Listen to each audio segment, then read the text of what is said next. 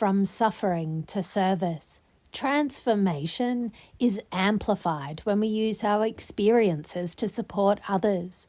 There was a time when I felt completely stuck. Self-doubt and stress clouded every part of my life, making even the simplest tasks feel overwhelming. I wondered if I would ever feel normal again. Back then, I worried not just about myself, but about others. What if people I cared about were exposed to toxic chemicals or heavy metals? I thought of the Fukushima disaster, of communities affected by industrial contamination, and I realized I had recovered, but others might not. I didn't want anyone else to suffer like I did. I knew I had to help others to heal. Even in my lowest moments, I would read about lead in makeup and leaded petrol.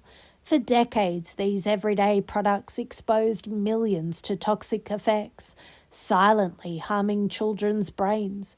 It took decades of mounting evidence and public outcry before regulations finally stepped in. Leaded petrol was gradually phased out in the US by the 1970s and fully banned worldwide only in 2021. While lead in cosmetics was restricted in the 1970s and 1980s, the slow pace of change meant generations suffered unnecessarily, and the echoes of that contamination are still with us today. Do you, as a listener, know about the disasters that have occurred since Fukushima?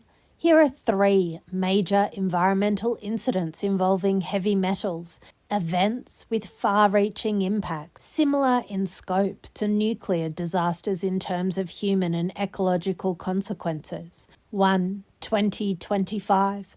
Cyanometals leach, Zambia dam disaster. On February 18, 2025, a tailings dam at a copper mine in northern Zambia collapsed, releasing 50 million litres of acidic, toxic waste into rivers. Arsenic, uranium and other heavy metals devastated aquatic life, farmland and water supplies. Why it matters? Persistent heavy metals bioaccumulate, affecting humans and wildlife long-term. The scale of contamination raises serious questions about regulation and accountability. Even non-nuclear industrial disasters can have Fukushima-scale reach when toxins enter water and soil systems. 2. The destruction of Kharkovka Dam, Ukraine, 2023. What happened? Dam destruction exposed sediments holding 83,000 tons of lead, cadmium and nickel. Ongoing erosion will slowly release these toxins into rivers. Why it matters. Heavy metals in sediments can contaminate ecosystems and communities for decades, affect drinking water, agriculture, and human health. Large-scale landscape disruptions from conflict or infrastructure failure can trigger long-term heavy metal crisis. 3. Mercury contamination in Brazil's Yanomami territory, 2024. What happened? Illegal gold mining left mercury contamination in indigenous communities. Every hair sample from 287 people tested positive. Many local fish were also contaminated. Why it matters. Mercury is highly toxic, especially to children, and can cause lifelong neurological and developmental damage. Heavy metal disasters aren't always massive industrial collapses. They can be hidden, cumulative, and devastating to vulnerable populations. It's not just dam collapses or nuclear meltdowns that pose hidden threats. Oil spills can carry their own silent killers. Disasters like the Refugio spill in California, the Sanchi tanker collision in East China Sea, or the Norilsk diesel spill in Russia have unleashed more than just thick black oil. Buried within these spills are metals like vanadium, nickel, copper, lead, arsenic and cadmium, hitching a ride into rivers, coastal sediments and marine life. These metals don't vanish, they bioaccumulate in fish, shellfish and crops, silently infiltrating human food chains and ecosystems. While the slicks may eventually be cleaned from the surface, the metals linger for decades, poisoning the soils and waters long after the headlines fade.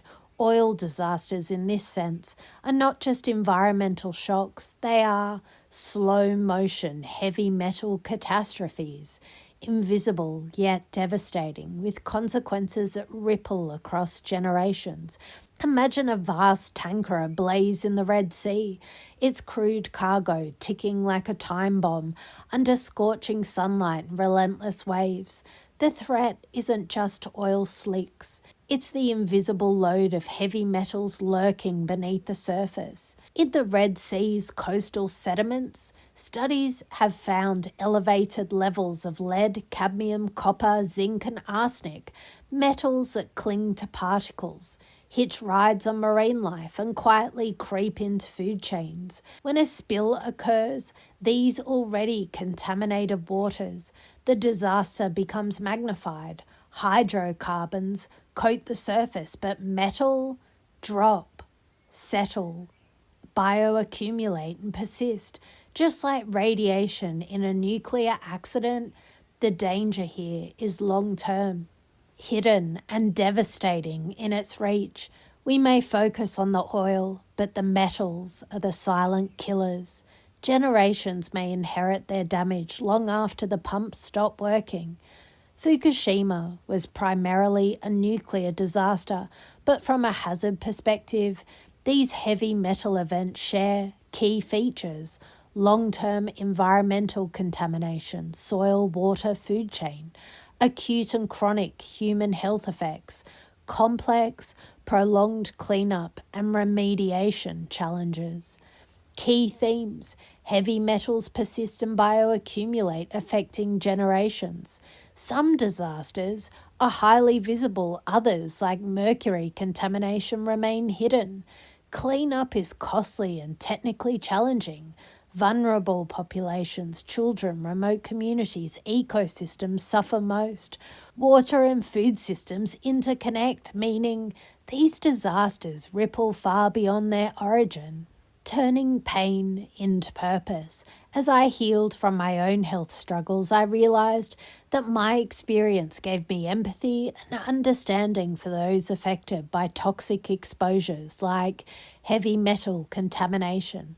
I gained practical insight into how these invisible hazards impact lives and how recovery and prevention are possible when knowledge and care is shared. I began sharing what I learned with friends, family, and eventually clients. Each person I guided reminded me that my suffering had a purpose. It could be transformed into service and positive change. Helping others is both a gift and a practice. When we share our journey authentically, we reinforce growth and create ripples of healing in the world.